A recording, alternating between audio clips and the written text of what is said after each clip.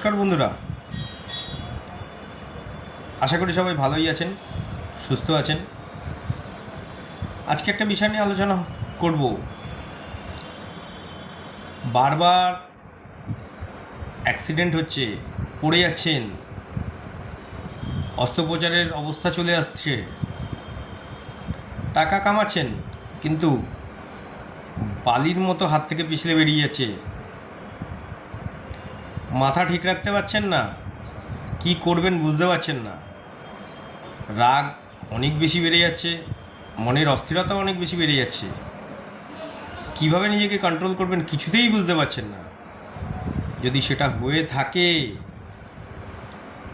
আর এটা যদি অবজার্ভ করে থাকেন আপনার জীবনে, তাহলে বুঝবেন আপনার রাহু খারাপ হচ্ছে। ভালো থাকবেন, সুস্থ থাকবেন। জয় মা, জয় শ্রী কালভৈরব।